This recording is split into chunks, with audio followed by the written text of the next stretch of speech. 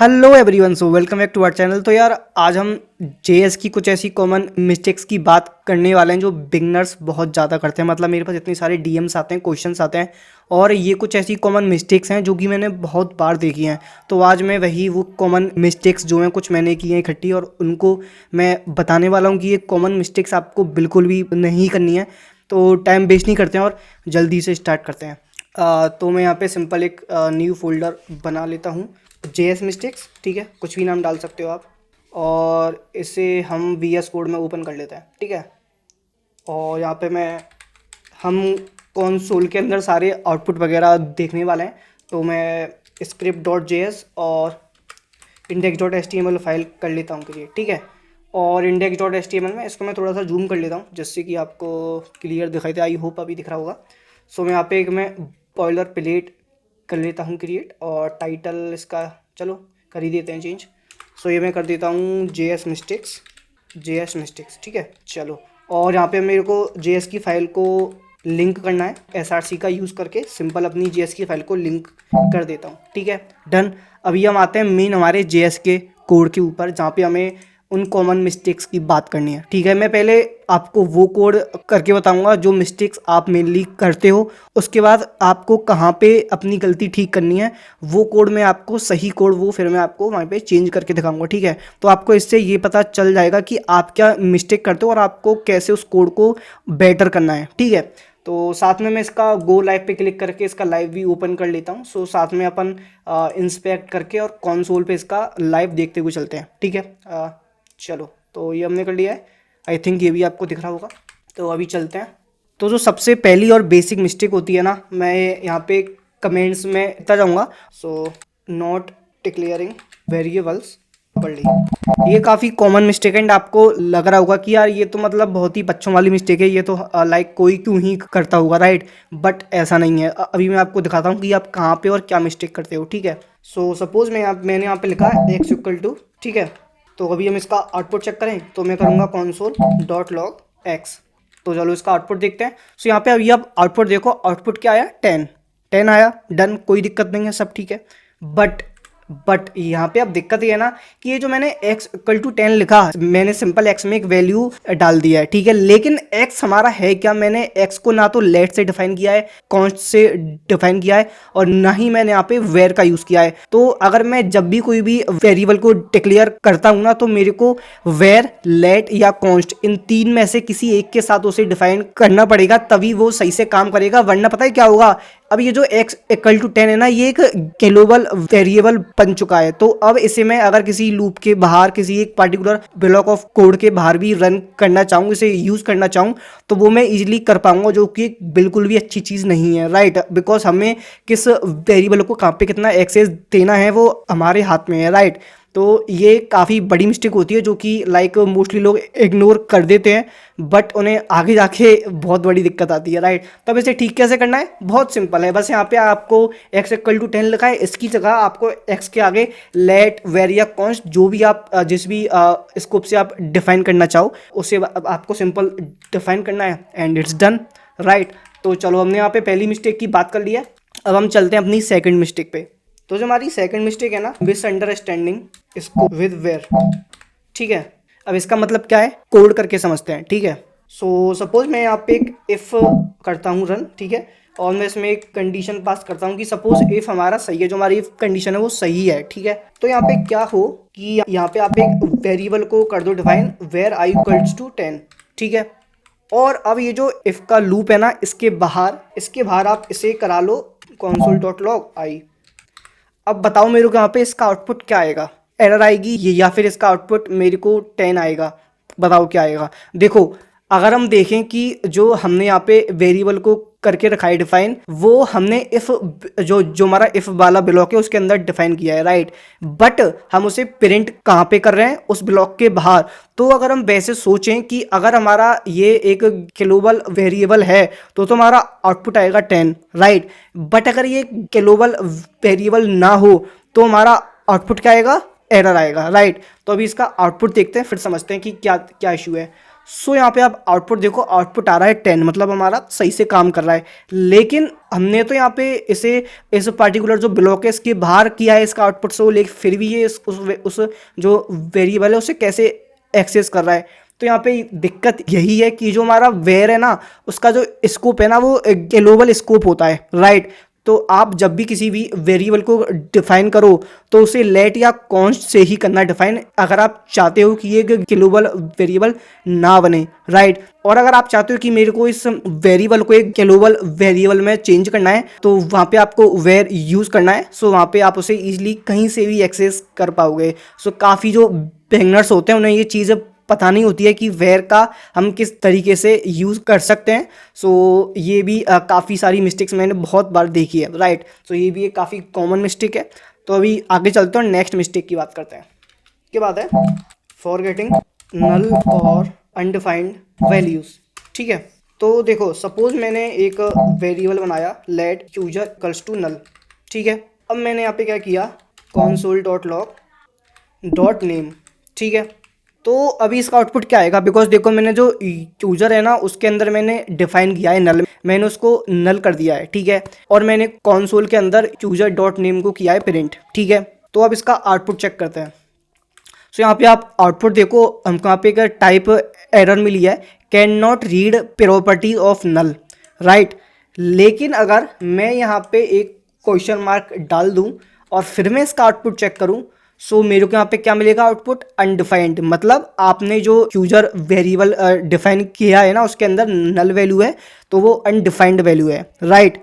सो यहाँ पे आपने ये चीज़ देखी, ये मिस्टेक्स बहुत लोग करते हैं कि सपोज उन्होंने कोई वेरिएबल को डिफाइन किया एंड हम उसके अंदर किसी like user dot name variable को एक्सेस कर रहे हैं।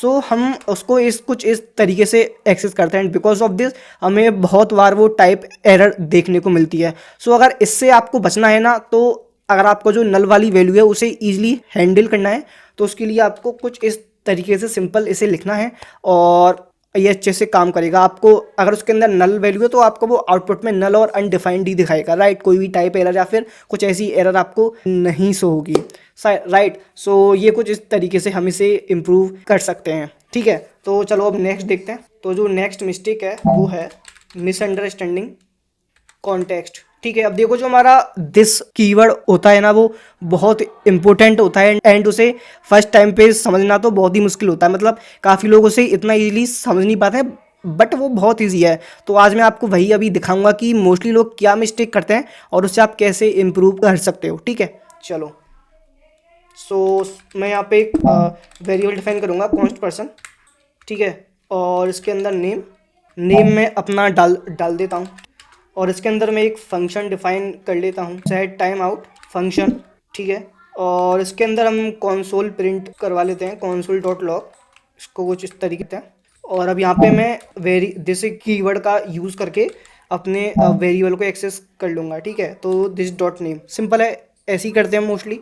और यहाँ पे मैं मिली सेकंड में टाइम को डिफाइन कर देता हूँ 1000, ठीक है। और यहाँ पे मैं लिख देता हूँ पर्सन डॉट ग्रीट, ठीक है।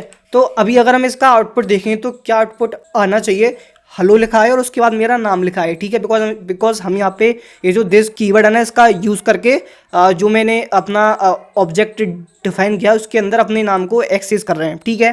बट अभी आउटपुट देखते हैं क्या आ रहा है। सो अगर यहाँ पे आउटपुट देखें तो आउटपुट आ रहा है हेलो और उसके बाद आ रहा है 0, ठीक है। बट हमने तो यहाँ पे अपना नाम यूज़ किया था, फिर तो यहाँ पे हमारा नाम लिखा हुआ आना चाहिए, बट यहाँ पे ये क्यों आ रहा है। सो यहाँ पे इशू ये है कि हमने ना यहाँ पे इशू क्या हो रहा है कि जो दिस कीवर्ड है ना ये इसे एक्सेस ही नहीं कर पा रहा है। इसका यहाँ पे ये दिस कीवर्ड है इसको ये जो पर्सन नाम का ऑब्जेक्ट है इसका रेफरेंस मिल ही नहीं रहा है।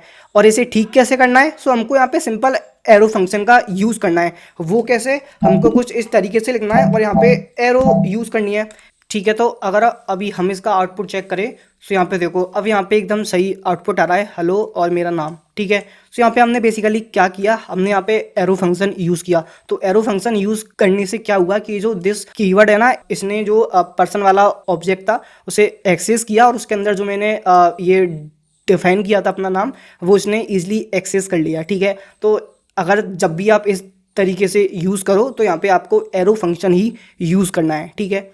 तो चलो नेक्स्ट मिस्टेक देखते हैं। तो जो हमारी नेक्स्ट मिस्टेक है यूजिंग, तो इसको कोड से समझते हैं कि ये क्या मिस्टेक्स हैं जो मोस्टली लोग करते हैं, ठीक है। सो सपोज मैं यहाँ पे एक एरे डिफाइन कर लेता हूँ, ठीक है, 4, ठीक है। इसके बाद मैं लिखूँगा नंबर्स और मैं इसमें फॉर ईच लूप यूज़ करने वाला हूँ, ठीक है। और मैं यहाँ पे नम लिखूँगा कि एक एक जो नंबर है उसके ऊपर आप फॉर ईच लूप यहाँ पे रन करो और इसके अंदर आप एक कंडीशन चेक करो। अगर नम हमारा बराबर है 3 के तो यहाँ पे आप इस वैल्यू को रिटर्न कर दो, ठीक है। और इसका आउटपुट चेक करने के लिए हम कंसोल का यूज़ कर लेते हैं, कंसोल डॉट, और यहाँ पे हम नम को रन कर देते हैं, ठीक है। तो अभी जो ये मैंने कोड लिखा है इसका सिंपल सा मतलब ये है कि मैंने एक एरे को डिफाइन किया, उसके अंदर मैंने फॉर ईच लूप को रन किया और मैंने चेक किया कि अगर जैसे ही नंबर मेरा 3 पर आए तो मेरा लूप वहीं पे स्टॉप हो जाए और मेरे को आउटपुट में जहाँ तक लूप चलाए वहाँ तक के जो है वो है मेरे नंबर्स, वो मेरे को आउटपुट में दिख जाएँ, ठीक है। तो उसके अकॉर्डिंग देखें तो मेरे को अभी आउटपुट मिलना चाहिए 1 2, ठीक है। तो अभी आउटपुट चेक करते हैं। तो यहाँ पे आप आउटपुट देखो, यहाँ पे आउटपुट आ रहा है 1 2 और 4, लेकिन मैंने जो लूप है उसके अंदर मैंने कंडीशन अभी डाली है कि ये 3 तक ही लूप चलना चाहिए। जैसे ही में मैच हो कि नंबर है 3 तो वो लूप स्टॉप हो जाए। अब यहाँ पे जो मिस्टेक है ना, वो मिस्टेक ये है कि वो यहाँ पे ना रिटर्न का यूज़ करते हैं, जिससे कि वो लूप को स्टॉप करते हैं और इससे आगे लूप ना चले। बट ये चीज़ याद रखो कि आपको अगर किसी भी लूप को बीच में स्टॉप करना है तो उसके लिए आपको ब्रेक का ही यूज़ करना पड़ेगा। कि जगह लिख दूँ ब्रेक और यहाँ पे मैं फॉर लूप यूज़ करूँ और उसके अंदर मैं करूँ लेट नम ऑफ नंबर्स और इसे मैं रन करूँ। और अगर अभी हम आउटपुट चेक करें तो अभी आप आउटपुट देखो 1 और 2, 1 और 2 इसलिए बिकॉज जैसे ही नंबर 3 पर आया सो मैंने इसे कर दिया ब्रेक लूप को। जैसे ही लूप हुआ ब्रेक सो मेरा कोड वहीं पे स्टॉप हो गया, उससे आगे मेरा लूप चला ही नहीं, ठीक है। और इसलिए मेरे को यहाँ पे सही आउटपुट मिला 1 और 2। तो जब भी आप कोई भी लूप चलाओ एंड आपको लूप को बीच में स्टॉप करना है, उसे ब्रेक करना, तो आपको उसे ब्रेक करना है तो आपको ब्रेक स्टेटमेंट का ही यूज़ करना है, आपको रिटर्न का यूज़ बिल्कुल नहीं करना है, ठीक। बिकॉज उससे लूप स्टॉप नहीं होता है, बल्कि वो जो यहाँ पे वो जो आपने पार्टिकुलर कंडीशन को चेक किया है ना, बस वही स्किप होती है, उसके बाद का जो आउटपुट है वो आपको आउटपुट में दिखता है। तो ये मिस्टेक आपको बिल्कुल भी नहीं करनी है, ठीक है। तो नेक्स्ट मिस्टेक देखते हैं।